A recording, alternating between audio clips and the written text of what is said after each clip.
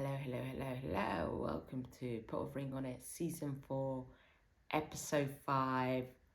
Let's get on with it. One thing is really confusing about this show for me. Let's discuss about Jashaya and Joya. This couple, I said it from the beginning, I feel like they are purely here for Instagram followers. It's like every week, all you discover about this couple is nothing. Absolutely nothing. Because it seems like they present this image of their relationship as perfect. And every week, all you've got is them being petty with each other, of scoring points against each other by talking about their dates and what a great date they had. And just like literally, they just come back and just report, especially Joya. She just comes back, reports to Jaya of what happened on her date, and to get a reaction out of it. It's like she's very manipulative of the situation, and I think he knows it, and that's why he hasn't married her. Because she will smile in your face and says to him, okay, and then when she goes on her next date, she was like, oh, he did that. Let me see what I can do to up my game. So pathetic.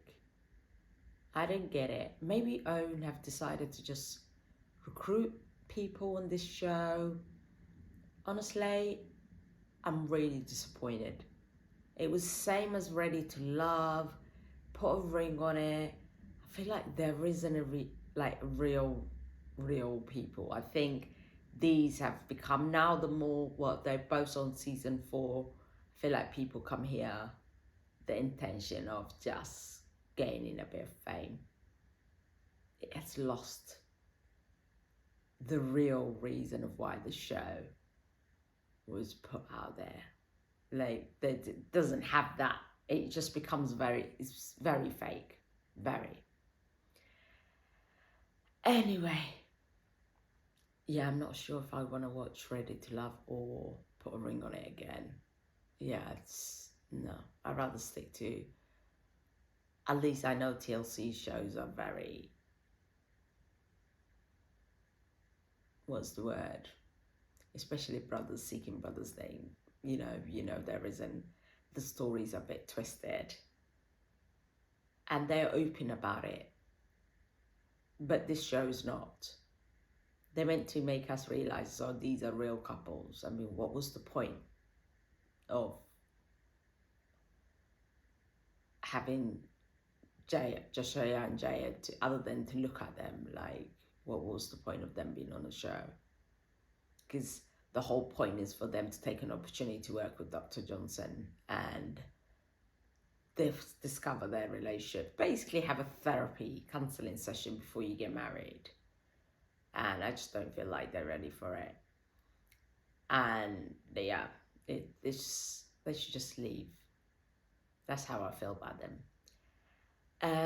Anyway, she goes out on a date with Jacoby, I think his name is. And I'm going to be honest with you, again, she's not interested in this guy at all, okay? But she is interested of playing games and to show Joshua, oh, you know what, I still got it. You know, she actually said it herself. She was like, oh, I have to keep him on his toes. I want to let him know that, you know, I'm not just settled on him. She used those words. She's like, I want to keep my man on his toes. And I was like, what? I thought you come on a show to work on your problems. Instead, you're playing. You're still acting like you're 20. Yeah, it's not. Anyway, and this guy, again, come on, OWN, please do better. Like, at least find a real people to go on this show. Like, all the dates are people that, they're all just like up-and-coming entrepreneur Instagrammers. Shikapi came there and sat down there and was like already having a dick out. It's not cute. Ugh.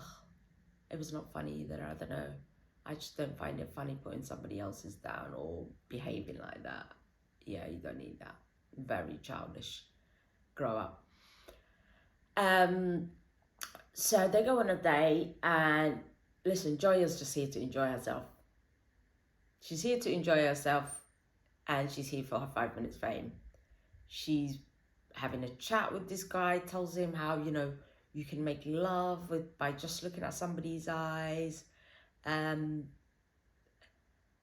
there was no need to, but anyway. What else did you saw him? Okay, so this guy, right? He's typical broke entrepreneur, and nothing's wrong with that. But he's the type of man who just talks. So I feel sorry for whichever woman gets with this guy needs to make sure that she sees actions before she opens her legs for him.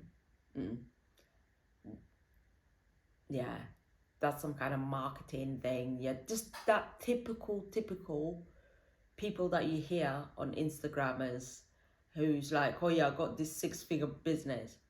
If a guy leads you with, I have a 6-figure business, you need to run. There isn't much truth to it. Maybe there's 1% of them that will tell the truth. No. If he says that to you, I'm telling you right now, he's not leading with the right. No, there is nothing truth about that statement, just let you know. So run. Yeah, they have a good date. Their date was cute. Their date was fun. And it was a lot more like on the surf. Yeah. He said how he had a fetish of only going after a woman who are in a relationship.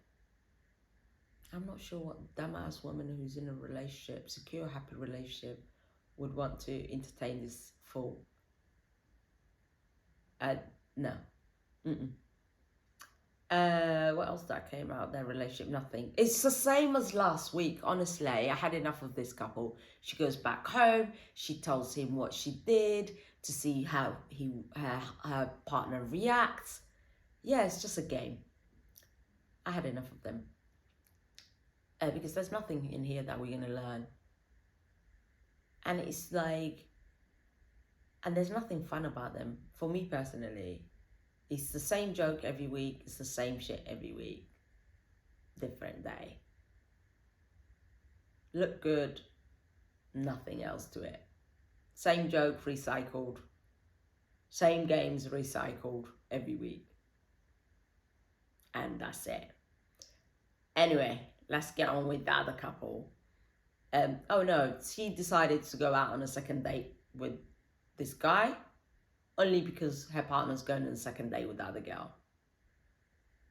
End of story. I had enough of these two. Let's get on with the new couple. Zay. Jasmine, by the way, I'm really sorry. Apologies. I thought you might be pregnant based on the angles and stuff that they showed us last week. But you're not.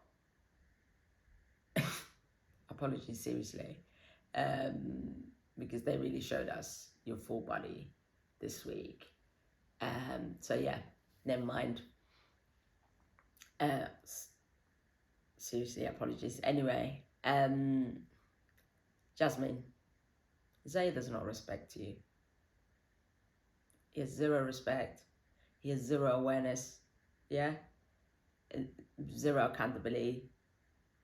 0. The man is in his 30s and behaving like he's a 16-year-old. No boundaries, no nothing.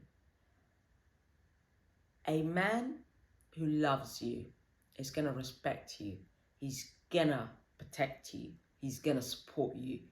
Even if you are wrong, he will do that in public. Okay?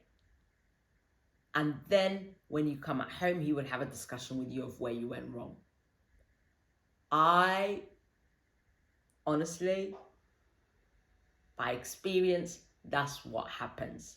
There is no way he's going to let his family, friends, anybody else disrespect you the way Zay has allowed his friend to disrespect you.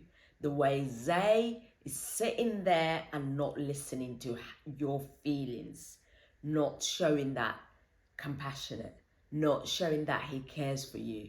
You were crying, sitting there, emotional, of talking the experience and the effect it had on his friend saying he's gonna slap you, and my man is just sitting here chilling like nothing.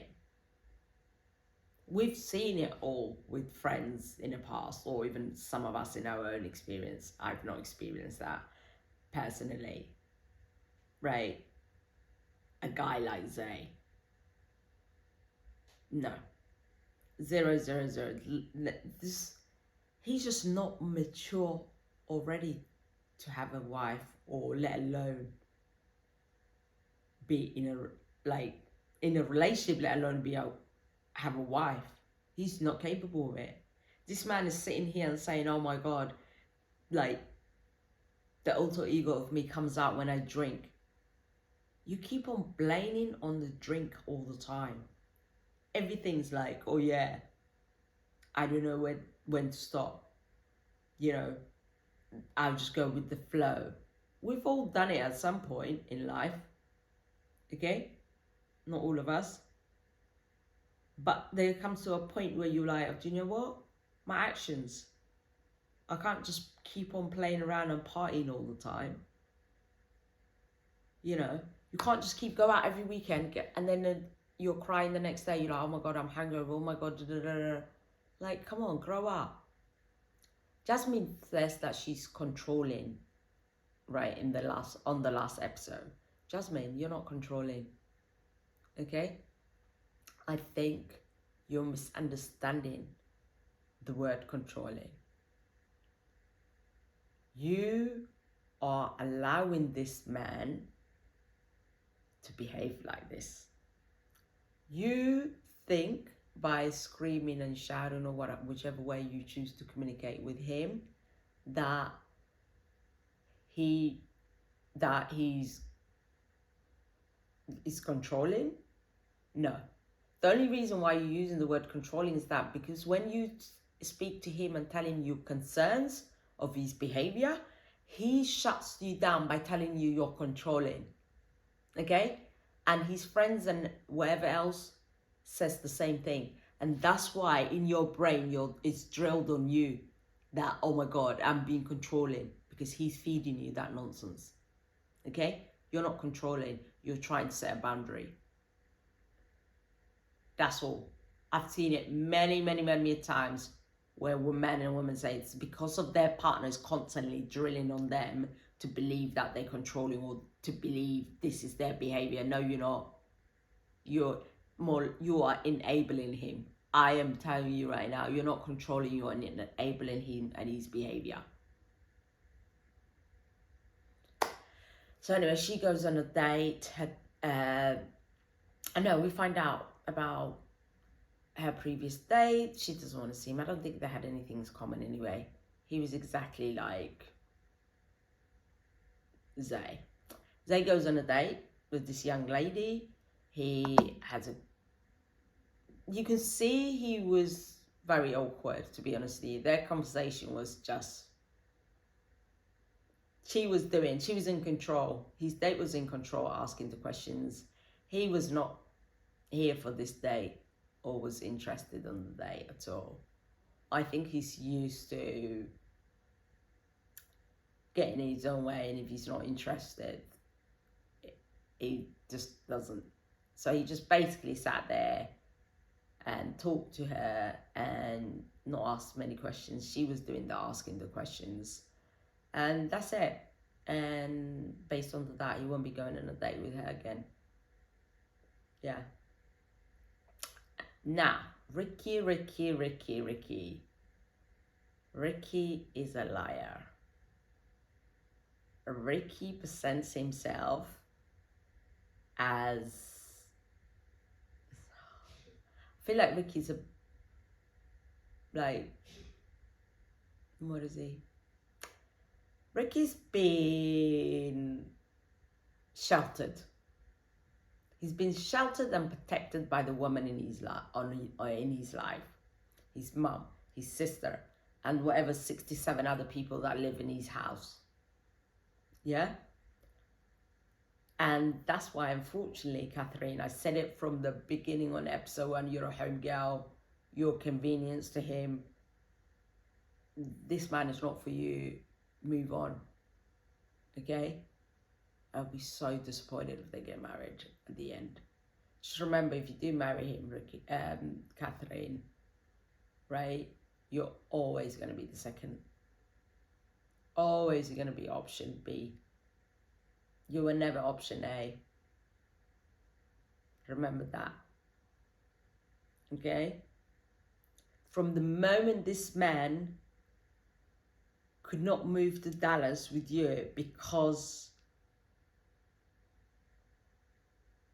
for whatever reason, because and then you come back, you're in a relationship with him and you start dating, you had to go in and take care of your grandparents or whoever it was, their family, right? And he says to you, no, he's not going to do the long distance relationship and he's not going to move it there with you. And he goes and gets married and have a kid. And then you come back 10 years later and you're just convenience. That's all. And now here you are living with him and his 67 relatives in that house, looking after his child, taking care of his child. Turns out that we find out he never took his child to any practice or anything like that. And here he is sitting down with Dr. Johnson saying, oh, I want you to miss me. How is she going to miss you when she's putting her life on hold? You share a car, you share a house, and she's the babysitter for his sister's kids. Catherine, seriously, wake up. You have been used as a nanny. You're just a convenience. And tomorrow you're the type of woman who's going to cry when he goes and marries another one, yeah? And his whole family is going to accept her, and then you were there crying. And his sister, I'm going to be honest with you, won't be calling you or talking to you. They'll probably block you. Yeah? And you're sitting there thinking, oh my God, I wasted my career. I wasted my life. I wasted this because... And now those people that I've done everything for are ungrateful. Duh. Remember, they're always going to side with him, not you. Yeah, on this episode, we find out not only do they, obviously they live with his, like I said, him and his relative, but boy, not only that they share one car. She's basically looking after this man-child. They share cars, so she can't go out and look at and do her business work, right? So she babysits his sister's children. She looks after them 3 days a week. What is wrong with you? What is wrong with you, Catherine? You moved from Dallas to Atlanta to start your business. And here you are being a doormat to this man and his family. Looking after the children that it's not even yours. Looking after his son that it's not even yours. And you're sat there in your house? What the hell's wrong with you, Catherine? Get lost. Wake up, Catherine. Ugh. Anyway, it turns out that he doesn't have enough space to miss her. Oh my God. Oh my God. This guy says to her when she goes out on a date, he says, Catherine is gonna run back to me. So I am not worried about no other man. Wow. Catherine, you're a doormat. A doormat. Her date was amazing. Her date was ready. Her date was real.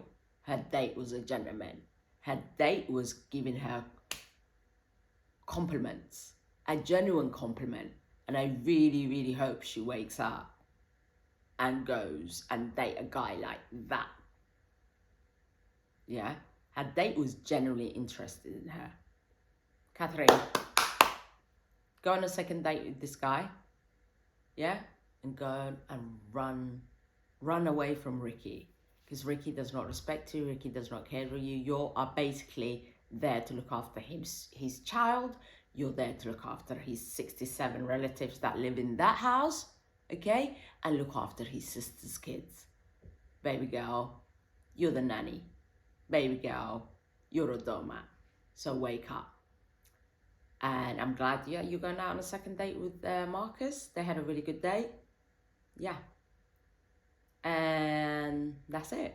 I'll see you next week for episode 6, where we'll see once again Joshua and Joya just sitting there laughing, kicking, gaga, and same shit. Different day. Bye. Please don't forget to like, subscribe, hit the notification button, and share it with your family and friends. Thank you.